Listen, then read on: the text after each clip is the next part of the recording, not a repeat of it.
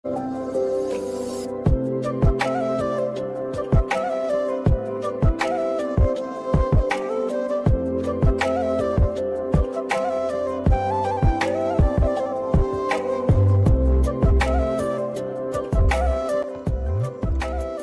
বন্ধুরা, ত্রিপুরার ছোট্ট একটি গ্রাম থেকে আমি রিমা। আমার এই ছোট্ট পরিবারে তোমাদের সকলকে জানাই স্বাগত। নতুন একটি দিনে আর আমার নতুন আরও একটি ব্লগে তোমাদের সকলকে জানাই অনেক অনেক ওয়েলকাম। তোমরা সবাই কেমন আছো বন্ধুরা? আশা রাখছি অনেকটা ভালো আছো। তোমাদের আশীর্বাদে আমি অনেকটা ভালো আছি। তো চলো বন্ধুরা, তোমাদের সকলকে নিয়ে আমি আরও একটা নতুন ব্লগ শুরু করলাম। সারাটা দিন আমার সঙ্গে থেকে আমার ব্লগটা কন্টিনিউ দেখার অনুরোধ রইল। আজ কিন্তু সেই 5:30 বা 6:30 থেকে কাজে লাগিনি বন্ধুরা। এমনিতেও ঘরে কাজ টাজ কমই আছে, যেহেতু আমাদের ঘরে কোনো বাচ্চা কাচ্চা নেই বন্ধুরা, তাই ঘরটা যদি আমি গুছাই বেশ কিছুদিন চলে যায়। তবুও আমার একটা বদ অভ্যাস, আমি গুছানো জিনিসকেও আবার গুছাই মুছে রাখি। এটা আমার একটা বদ অভ্যাসই বলতে পারো। তো বন্ধুরা দেখো, আজ আসলাম ভাইয়ের টেবিলটা নিয়ে। অনেক দিন হলো ভাইয়ের টেবিলটা মুছা হয় না। আর এখানে দেখো যেহেতু অনেকগুলি তার আছে, তাই বন্ধুরা আমি রোজ রোজ মুছতেও চাই। তো বন্ধুরা আজকে নয়তো দেরি করে আমি ব্লগটা অন করলাম। বন্ধুরা এতক্ষণ সময় আমি আমার ছাগলের মোনাগুলির সঙ্গে খেলা করছিলাম। তো ওদের সঙ্গে সময় কাটাতে অনেকটা ভালো লাগে। তো আমি যেই ঘরটা গুছাতে ধরলাম, এমনি মা আমাকে বাইরে থেকে বলছে একটু ডালটা সেদ্ধ করে দিতে। তাই বন্ধুরা এখন আমি চলে আসলাম রান্নাঘরে, আর আমি কুকারেই ডালটা বসিয়ে দেব। মা বাইরে উনুনে রান্না চাপিয়েছে, আর আমি এখন ডালটা সেদ্ধ করে দেব।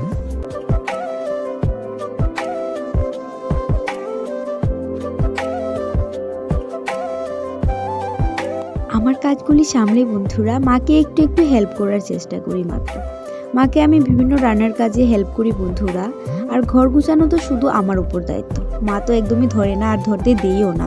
আর মা গুছালেও আমার চয়েস হবে না, তাই মাও এগুলিতে ধরে না, আর আমিও ধরতে দিই না।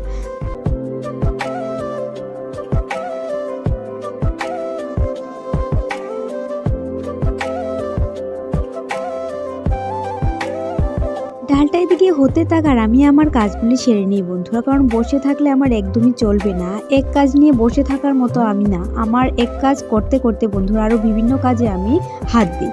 কারণ বন্ধুরা যেহেতু এখন ঠাকুর বসানো হয়েছে, তাই সময়ের মধ্যে আমি চেষ্টা করি পুজো দেওয়া। তো বন্ধুরা আমি প্রায় 9:30 10টার ভেতরেই পুজোটা দিয়ে দিই। তাই বন্ধুরা কাজগুলিকেও একটু সকাল সকাল করতে চেষ্টা করি। তো আজও আমি কাজে ধরলাম ঠিক 8টা থেকে। তো দেখি কটা পর্যন্ত আমি কাজগুলি করে সারতে পারি।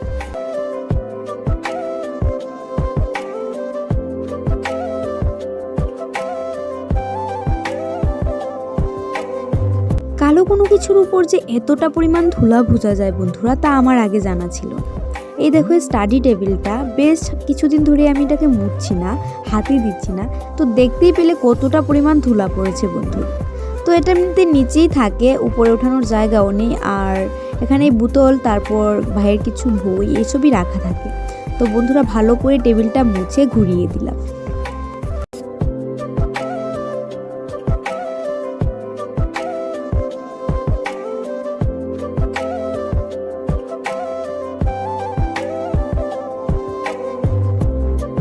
ভাইয়ের এই পায়ের মোজাগুলি বন্ধুরা এদিক ওদিক পড়ে থাকে, তাই সব মোজাগুলি একসঙ্গে করে আজ ভাঁজ করে এই পলিব্যাগটির ভিতর রেখে দেব। প্রায় 7 থেকে 8 জোড় মোজা বন্ধুরা, যেহেতু রোজই স্কুলে যেতে হয় তো চেঞ্জ করে করে যেতেই হবে। তো বন্ধুরা অনেক জোড়ই মোজা, তো এগুলিকে এখন ভাঁজ করে বন্ধুরা একটা ব্যাগেই রেখে দেব, যাতে ভাইয়ের অনেকটা সুবিধা হয় খুঁজে নিতে।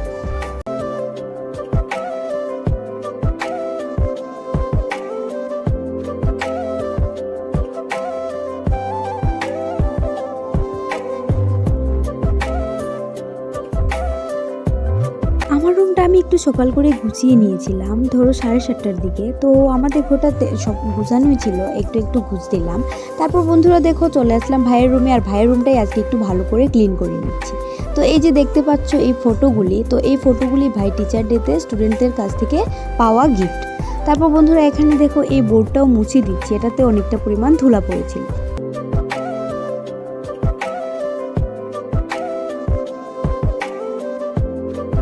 সেদিন থানকুনি পাতা উঠাতে গিয়ে বন্ধুরা এই কচুগুলি আমার নজরে পড়ে, আর সেদিনই আমি ভেবে রেখেছিলাম যে এগুলি দিয়ে শাক করা যাবে। তো বন্ধুরা এই কচুগুলি দেখতে সরু হলেও এই কচুগুলিতে প্রচুর পরিমাণে আয়রন থাকে, যা অনেকটা রক্তের যোগান দেয় বন্ধুরা। আর মাঝে মধ্যে কচু শাক খাওয়াটা অনেকটা উপকার, তা সবাই জানে। কলার মোচা, কচু শাক এগুলি কিন্তু রক্তের খুব ভালো যোগান। তো বন্ধুরা কচুগুলো সরু হলেও একদমই গলা চুলকায় না, যেহেতু আমাদের জায়গাটা টিলা জায়গা, তাই বন্ধুরা একদমই গলা ধরে না। তো এখানে দেখো সরু সরু কচুগুলিকে অনেকক্ষণ লাগিয়ে আমি কেটে ধুয়ে তারপর বন্ধুরা বারান্দাটা এখন মুছে নিচ্ছি। যেহেতু গতকালকে হালকা বৃষ্টি হয়েছে আর বাইকটা বারান্দায় উঠিয়ে রাখে, তো বন্ধুরা অনেকগুলি কাদামাটিতে বারান্দাটা ভরে যায়। তাই বন্ধুরা এখন বারান্দাটা মুছে দেখো স্নান টান করে পুজো দিয়ে বন্ধুরা বেরিয়ে পড়ল। হঠাৎই রিম্পি কল করে বলছে কুল মাখা খেতে। তাই বন্ধুরা আমি হাতে একটা গ্লাস নিয়েছি, তো ওটা রিম্পিদেরই গ্লাস, কাল ছাগলের মোনার জন্য দুধ এনেছিলাম, তো এখন ওটা নিয়ে চলে যাব। তো বন্ধুরা যতবারই কোনো মাখা হয় সেই ফেলে আসা দিনগুলির কথা খুব মনে পড়ে। তো এখানে দেখো ও পাকা কুল, এগুলি শুকনো কুল বন্ধুরা, তো এগুলিকেই মাখিয়ে নিচ্ছে। তো অনেকটা টেস্টি হয়েছিল ভর্তাটা বা মাখাটা। তো এখানে আমি আর রিম্পি শুধু খাবো, ওরা দুজন খাবে না, ওরা আমাদের ভাই লাগে। তো আমরা ছোটোবেলার কথাই বলছিলাম আর হাসছিলাম সবাই মিলে। আর ও তো আমার অনেকটা ছোট, অনেক জুনিয়র, তো আমাদের কথা শুনেই হাসছিল বন্ধুরা। আর ওরা দুই ভাই কন্টিনিউ ঝগড়া করে যাচ্ছিল। তো অনেকটা মজা হয় বন্ধুরা যখন সবাই একসঙ্গে হই।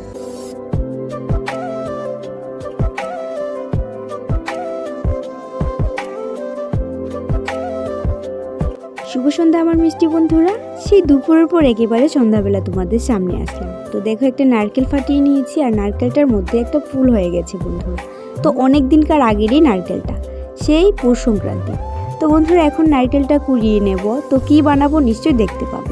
এ পর্যন্ত আমার বকবক শুনতে শুনতে যে বন্ধু আমার ব্লগটা দেখছো, তোমার কাছে আমার অনুরোধ প্লিজ চ্যানেলটা সাবস্ক্রাইব করে দিও।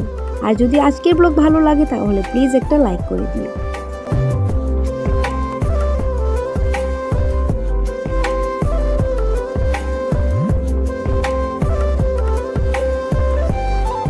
নারকেলটা কুড়িয়ে বন্ধুরা তার থেকে নারকেলের যে দুধটা আছে সেটা বের করে নিলাম।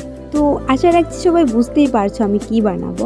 তো বন্ধুরা বানাবো নারকেলের সন্দেশ। এই শিলনোড়ায় বাটতে বন্ধুরা অনেকেই পছন্দ করে না, আর যার কারণে এই সুস্বাদু একটা খাবার আমাদের মধ্য থেকে দিন দিন চলেই যাচ্ছে। তো বন্ধুরা ঘরে একটা সাজ ছিল আর এখন আমি বানিয়ে নিচ্ছি নারকেলের সন্দেশ। তো বন্ধুরা আজকের ব্লগটা তোমাদের কেমন লাগলো প্লিজ জানাতে ভুলো না। ভালো লাগলে অবশ্যই লাইক, কমেন্ট অ্যান্ড সাবস্ক্রাইব করে আমার পাশে থাকো।